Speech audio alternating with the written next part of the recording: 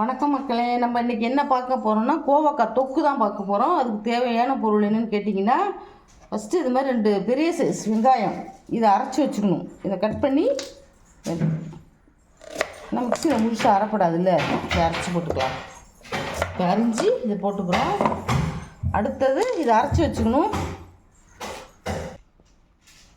இதுக்கு இந்த மாதிரி பெரிய சைஸில் 2 தக்காளியை அரைச்சி வச்சுக்கணும். அரிஞ்சு இது அதையும் அரைச்சி வச்சுக்கணும். இது 1/4 கிலோ கோவக்காய்க்கு 2 தக்காளி 2 வெங்காயம் தனித்தனியாக அரைச்சிக்கணும். வெங்காயத்தை ரொம்ப பேஸ்ட் அரைக்கக்கூடாது. கொஞ்சம் குறப்பாக ஒரு சுற்று 2 சுற்று அரைச்சி தனியாக வச்சுக்கணும் கூடாது. குறன்னு ஒரு 2 சுற்று போட்டு அரைச்சி. இப்போ பாருங்கள், வெங்காயம் இந்த மாதிரி குறன்னு அரைச்சி வச்சுருக்கோம். இந்த மாதிரி குறன்னு தான் இருக்கணும். இதை அரைச்சாச்சு. அடுத்தது 2 தக்காளியையும் இது பாருங்கள் இப்படி குறன்னு அரைச்சி வச்சுருக்கோம் பாருங்கள். இதுதான் நல்லாயிருக்கும். இது 1/4 கிலோ கோவக்காயை நம்ம வெண்டைக்காய்க்கெலாம் அறிவோம்ல, அந்த மாதிரி பொரியலுக்கெலாம் அறிகிற மாதிரி இந்த மாதிரி அரிஞ்சு வச்சுக்கணும். இது கோவக்காய் பழுத்துருச்சு, அதனால தான் இன்றைக்கி நான் வீடியோவாக போடுறேன். எப்படி செய்யலான்னு பார்க்கலாம் வாங்க. அடுத்து என்ன பார்க்க போகிறோன்னா, குக்கரில் தான் கோவக்காய் தொக்கு செய்ய போகிறேன். அதுக்கு தேவையான எண்ணெயை ஊற்றுறேன். கடலை எண்ணெய் ஊற்றுறேன். கடலை எண்ணெய் கொஞ்சம் அதிகமாக தான் ஊற்றணும். நான் வந்து ஒரு 1/4 கிலோவுக்கு ஒரு 100 கிராம் கடலை எண்ணெய் ஊற்றிருக்கேன். 1 ஸ்பூன் கடுகு,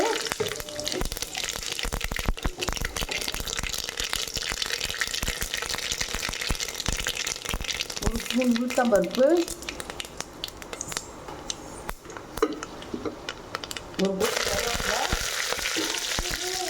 1 நம்ம குறன்னு அரைச்சி வச்சுருக்க வெங்காயம்,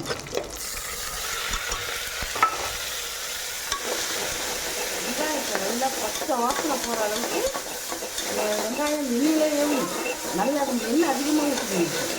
பாருங்கள், குறன்னு அரைச்சி வெங்காயம் எப்படி வச்சுக்கணும். பச்சை வாசனை போகிறது நல்லா தெரியும். வதக்கும் போதே உங்களுக்கு தெரியும். நல்லா வதக்கணும். வதங்கி இந்த மாதிரி எண்ணெய் பிரிஞ்சு வரணும். பார்த்து நம்ம அரைச்சி வச்சுருக்கிற குறப்பாக இருக்குது பேஸ்ட் அதில் போடுறோம். அதுக்கு தேவையான கோவக்காய்க்கு தேவையான உப்பு. ஏன்னா உப்பு ஏன் போட்டு வதக்கணும் அப்படின்னா, தக்காளி உப்பு போட்டு வதக்கிறது சீக்கிரம் வதங்கிடும். எண்ணெய் பிரிஞ்சிடும். நல்லா தக்காளியும் நல்லா வதக்கணும்.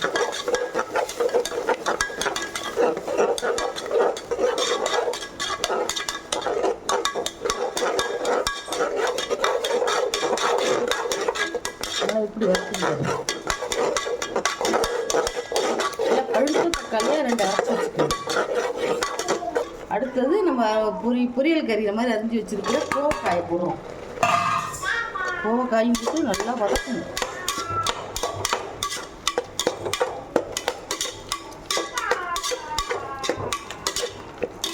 நல்லா வதக்கணும். வெண்டைக்காய்க்கு வதக்குற மாதிரி நல்லா வதக்கணும். குழப்பெல்லாம் இதில் இருக்காது. இது ரொம்ப உடம்புக்கு ரொம்ப ரொம்ப நல்லது. சுகர் பேஷண்ட்டுக்கெலாம் ரொம்ப நல்லது. நாங்களாம் அடிக்கடி செய்வோம். இதில் நிறைய மெத்தட் இருக்குது. அதில் ஒரு மெத்தடு தான் உங்களுக்கு நான் செஞ்சு காட்டுறேன்.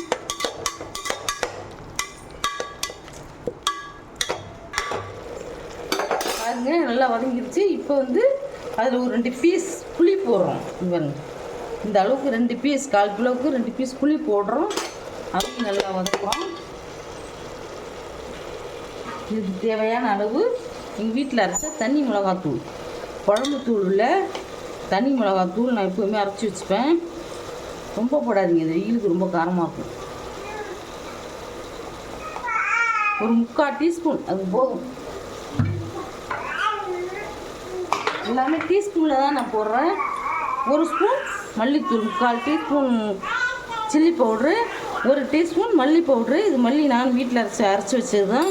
நீங்கள் மல்லி பவுட்ரு அரைக்கும்போது அதில் வந்து ஒரு 25 கிராம், 1/2 கிலோ மல்லினா 25 கிராம் ஜீரகம் போட்டு அரைச்சி வச்சிங்கன்னா எல்லாத்துக்கும் போடுறதுக்கு நல்ல டேஸ்ட்டாக இருக்கும். ஏன்னா பெரும்பாலும் இந்த வெய்ய காலத்தில் வந்து தனி மிளகாத்தூளை தவிர்த்துருங்க. ஏன்னா வெயில் அதிகமாக அடிக்குது இல்லையா, குழம்புத்தூளை யூஸ் பண்ணிக்கோங்க. ஆனால் ஒரு சில டிஷ்ஷுக்கெல்லாம் தனி மிளகாத்தூள் தனி மல்லித்தூள் போட்டால் தான் நல்லாயிருக்கும். எல்லாம் போட்டோம். அடுத்தது ஒரு 1/2 டம்ளர் 1 டம்ளர் தண்ணி.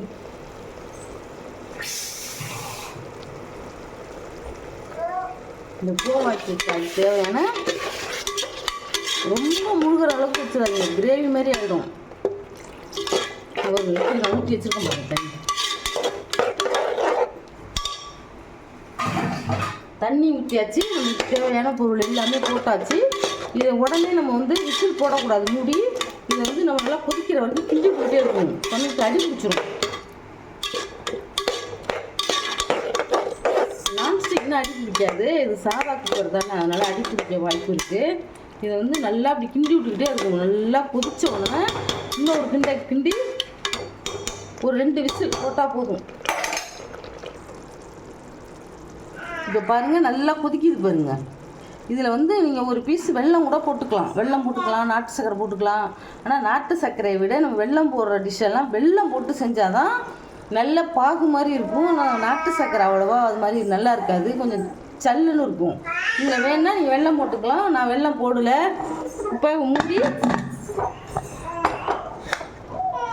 விசில் போட்டேன். இதை ஒரு 3 விசில் விட்டு இறக்கிங்க. இப்போ பாருங்கள், கோவக்காய் தொக்கு ரெடி. தேங்க்யூ, பாய்.